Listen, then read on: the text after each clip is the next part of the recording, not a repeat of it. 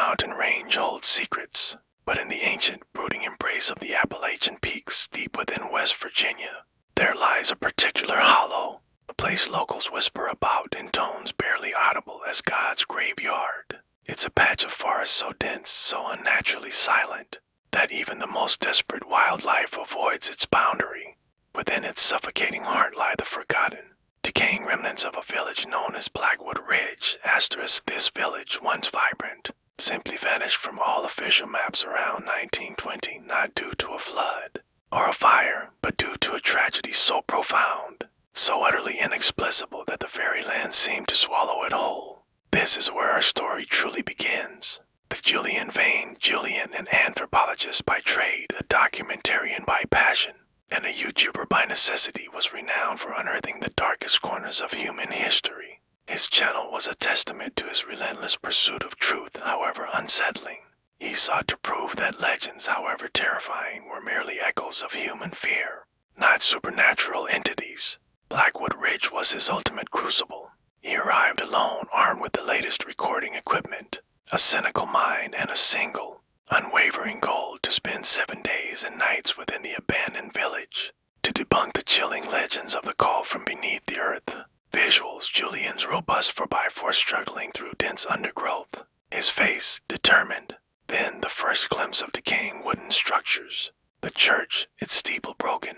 His initial steps into Blackwood Ridge were met not with the expected rush of dread, but with a profound, unnerving silence. A silence so absolute it felt like a pressure against the eardrums, a physical entity in itself. The air hung heavy, thick with the scent of damp earth and something else. Something metallic, like old blood clinging to the rotting wood. He surveyed the skeletal remains of the village church, its wooden facade a testament to time's merciless march. Inside, where stained glass windows should have offered solace, he found only jagged holes and shattered light. The very Bibles, once sacred, had been meticulously torn apart, their pages painstakingly reassembled and plastered onto the crumbling walls, forming intricate, swirling patterns that coalesced into something terrifyingly familiar, a colossal eye, perpetually watching, judging, burning from every surface. The first night. As darkness consumed the hollow, Julian's high-sensitivity audio recorders, buried deep in the earth beneath his makeshift camp, began to capture something impossible. Not the rustling of leaves, nor the nocturnal calls of unseen creatures, but a deep, rhythmic breathing. It wasn't from the air around him. It was a low, resonant thrum emanating from beneath his very feet, from deep within the earth itself. The beat was slow, steady, incredibly heavy, as if the entire mountain range was not merely geological, but a colossal, slumbering entity, its ancient lungs expanding and contracting with an unbearable patience. As days bled into nights, the village began to yield its secrets not through spectral apparitions, but through the insidious unraveling of time and space. Julian discovered a hidden cellar beneath what had once been the village elder's house. Within, bound in rotting leather, lay a journal. It wasn't written with ink, but with a thick, viscous black substance that still exuded that same metallic coppery odor. The entries, scrawled on a frantic hand, detailed the true purpose of the village's founders. They weren't pilgrims seeking new land. They were refugees from some ancient, forgotten European horror, guardians of a relic, the obsidian heart. This obsidian heart, as the journal called it, was not of this world. It was a fragment of a fallen star buried deep beneath Blackwood Ridge, and it didn't just radiate power. It consumed, it devoured the sanity, the very essence of those who dwelled too close, transforming them into something neither living nor dead, neither human nor spirit.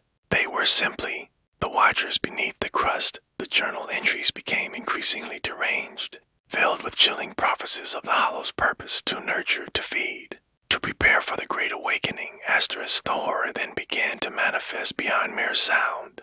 Julian started to lose his grip on time itself. His wristwatches, his digital clocks, all began to spin backward, then forward erratically, settling on random, nonsensical readings. His meticulously placed surveillance cameras, covering every angle of the deserted village, began to show impossible footage. Images of himself wandering through the ruins at hours he swore he was asleep, or editing footage inside his tent.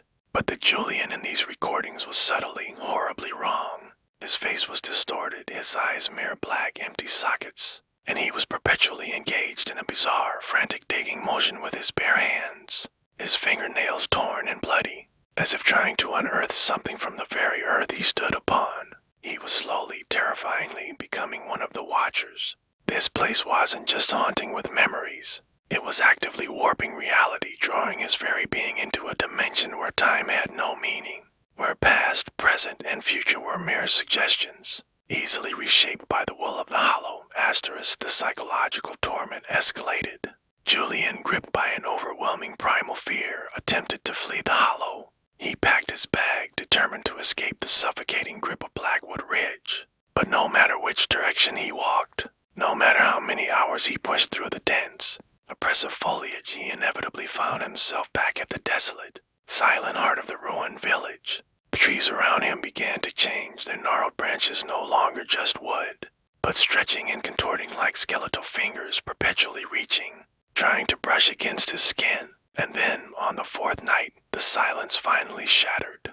It was replaced by a cacophony of thousands of whispers, all calling his name in unison, emanating not from the air, but from the ground itself. They led him to the unmarked graves behind the dilapidated church, where he unearthed a horrifying truth. Every corpse within those plots had been buried vertically, their heads plunged deep into the earth, as if, even in death, they were still listening to something from the depths below. The darkest secret of Blackwood Ridge lay hidden beneath the guise of an old coal mine. Driven by the relentless whispers and the gnawing feeling of a deeper truth, Julian descended into its decaying maw. But this was no ordinary mine. It was an ancient, sprawling megalithic structure, a vast, subterranean temple carved from the same black, light-absorbing stone that formed the obsidian heart. At its heart, pulsating with a slow, sickening rhythm, was a grotesque, colossal mass of flesh and sinew. It was monstrous, primordial, and alive. This pulsating heart was connected to the roots of the forest above by thick, crimson tendrils that pulsed with an eerie, phosphorescent glow. It was here that Julian finally understood the true fate of the villagers of Blackwood Ridge. They hadn't vanished. They had been absorbed. Their minds, their bodies, their very souls had been assimilated into this monstrous, collective consciousness, becoming a single, eternally hungry entity that had been waiting, silently feeding. For centuries, the final hours of this odyssey were a brutal assault on Julian's psyche. He was forced to confront his deepest fears, his most painful memories. Resurrected by the Hollow's insidious influence, he found himself conversing with the spectral image of his long-dead father, who stood before him, urging him with a chillingly benevolent smile to embrace the gift of the obsidian heart, to join the collective. His cameras, running low on battery, captured the horrifying transition.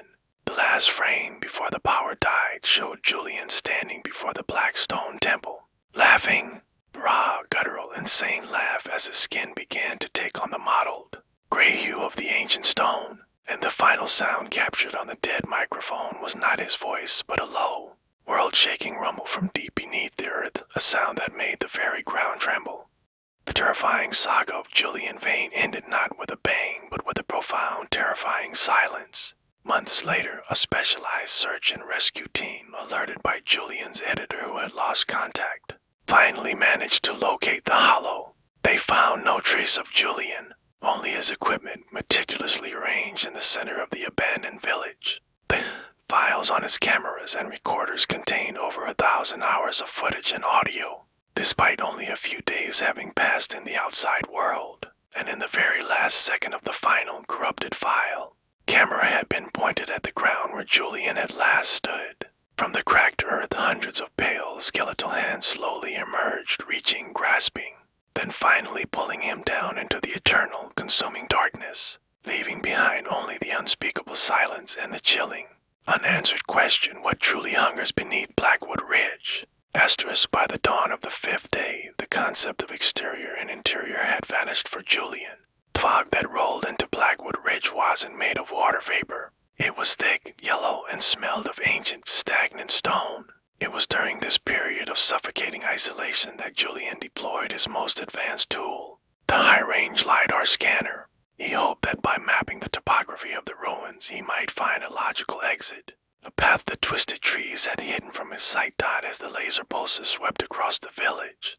A three-dimensional skeleton of Blackwood Ridge began to bloom on his monitor in glowing neon lines. At first, it showed the expected, the collapsed roofs, the sagging fences, the jagged remains of the steeple. But as the scanner penetrated the topsoil, the software began to glitch. It started rendering structures that shouldn't exist. Julian watched, frozen, as the screen filled with a web of interconnected organic tubes. They weren't pipes. They weren't roots. They were massive, branching nerve endings, some as thick as ancient oaks, pulsing beneath the village. The LiDAR revealed that every house, every grave, and every path was positioned precisely over a node of this subterranean nervous system. The village of Blackwood Ridge wasn't built on a hill. It was grafted onto a living brain. The realization hit him with a sickening force when he hammered his tent stakes into the ground. He wasn't just setting up camp. He was piercing a hide. He was an irritant to a god that was finally starting to wake up. That was when the black tapes began to record. Julian found his digital recorder running despite him never pressing the button. There was no sound of wind on the playback, only a crystal clear voice that seemed to vibrate directly inside his skull. It was the voice of a woman, melodic but devoid of life, the voice of Isabella Blackwood. "You wonder why we stayed, don't you, Julian?" The voice whispered, bypassing his ears and echoing against the back of his eyes. "We didn't stay because of the silver or the land. We stayed because the stone chose us. It isn't a mineral. It's a fossilized thought of something that died before the stars were born. My father thought we were its masters. He thought we could harness its hunger. But you cannot lead a storm, Julian. You can only drown in it." The recordings revealed the final hidden truth of the 1920 disappearance. The villagers hadn't been killed. They had reached a state of synthesis. Isabella described the night the village went dark, how the ground opened like a mouth, and how they walked willingly into the red, pulsing throat of the earth to escape the pain of being human. They traded their individuality for a collective, eternal consciousness. And now, the voice told him, the heart was lonely again. It had tasted Julian's fear, and it found the flavor. Exquisite. Asterisk in the final act of the third R, the environment itself turned predatory. Julian's cameras captured the trees of the ridge beginning to move, not swaying in the wind, but leaning toward his tent, their branches clicking together like the mandibles of an insect. The unmarked graves behind the church began to sink, their vertical corpses within being pulled deeper into the gullet of the mountain. Then, the residents appeared. Not ghosts, not glowing spirits, but the hollowed. Dozens of figures in tattered 1920s attire emerged from the fog.